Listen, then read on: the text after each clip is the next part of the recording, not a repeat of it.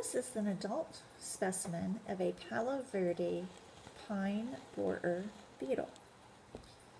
This particular specimen is the average size of the adult stage of their life cycle, and she is between 3 to 3.5 inches long from the tip of her head, which includes her mandible, to the tip of her abdomen. And you can see a dime in the background there for a size comparison. And this particular specimen is a female, and we can tell that as I twist her around. I'll show you. Here's the front of her. Can't really tell she's a female from the front, but it looks pretty cool from the front. You can see her mandibles there. We would probably call those pinchers. But as we twist her on a full 360 degrees here, and we get back to the back end, this is a female because she has something protruding from the back of her abdomen. It's called an ovipositor.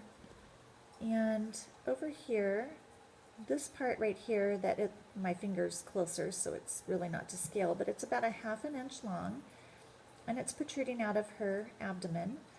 And it's kind of cool because on Friday during first period at school, some of the kids got to see her actually use that ovipositor to lay an egg. And these little things that look like grains of rice, you can see one underneath her back leg, and another one here, and another one here. The darker colored one was actually laid during first period on Friday. This one was laid last night, and the real milky white one was laid sometime today before I got here and started videotaping. Unfortunately, I wish I could have caught her laying that. So they look like a grain of rice, but they're actually about half the size of a grain of rice, and you can see that with the one that is in front of this dime here. So you can see in relation to the size of the dime for a relative size comparison. And this ovipositor, the thing that's really cool is it kind of retracts and extends, and as it extends, she has this really cool thing stick out, and it can only be described as like a scene from the movie Alien, because it looks like this little crab claw or this little forked snake tongue that comes out, and the egg kind of travels along, and she uses that to place it. And this ovipositor, ova coming from the word ovule, which means egg, and positor meaning to position, the ovipositor's purpose or function is to place the egg or position it in the soil. And a more common insect that we've probably all seen is a common cricket. And the cricket, you can tell the female from the male because the female, as my kids say before they learn about anatomy of crickets, it has a stick coming out of its butt. Well, that stick is actually called an ovipositor, and it's not coming out of the butt, it's coming out of the abdomen. And this is an insect as well, even though it's a beetle, and it still has the head, the thorax, and the abdomen. And you can see that the ovipositor on this one is sticking out of the back end of the abdomen. So it's not a butt, kids, it's an abdomen. Okay?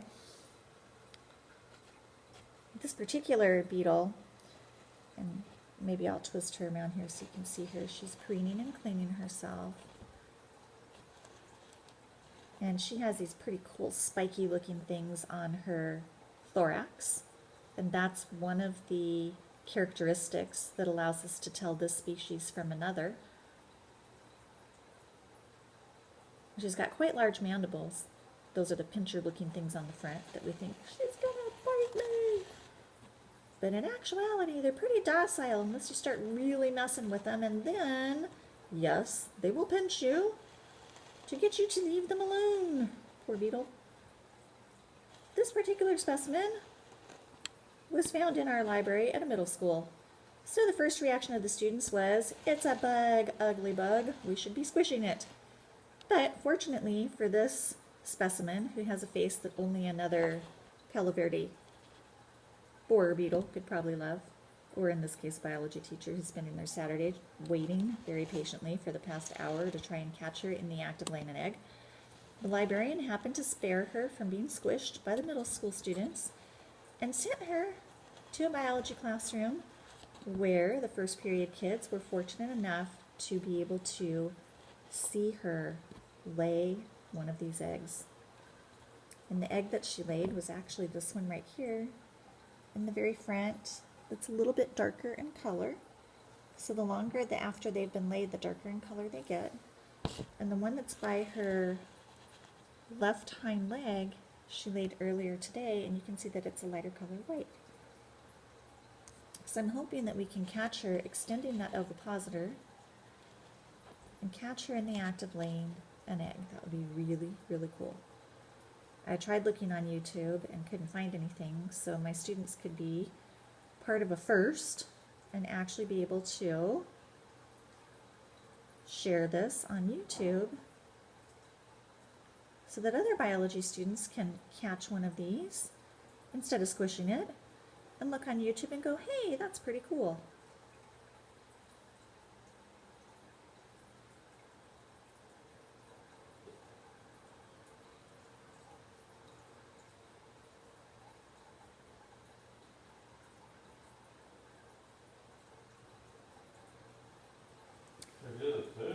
Sure. So right here at the tip of her abdomen is where that little alien-looking, pincher-looking thing would come out, but it doesn't look like she's in the mood to lay an egg right now. My husband and I are getting hungry, so I think I'm going to take a break and see if she'll do something a little more exciting maybe later on.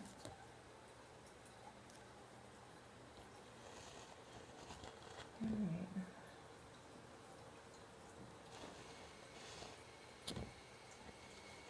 So I spin her around, do another 360-degree close-up look at the Palo Verde beetle, also known as the Palo Verde borer beetle. She has a very long scientific name, but you can look up her genus and species if you type in the common name, if your class happens to find one of these.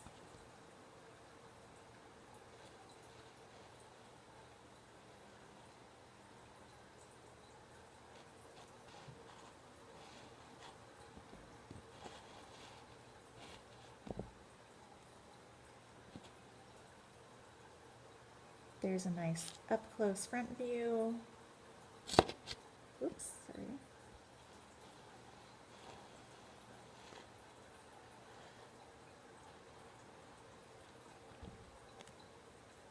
And you can see those spiky things on her thorax.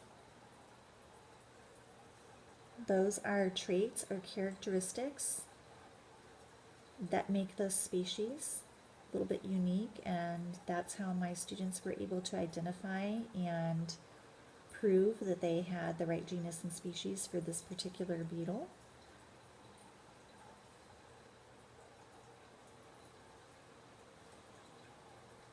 And you can see those antennae, that makes it part of the longhorn beetle group. Actually, I'm not sure if group is the right terminology there. And I'll twist her around so we can look at the ovipositor one last time. And you can see the eggs there behind her that she laid earlier. The darkest one Friday during first period. The white one sometime today. And the medium colored one Friday night. All right.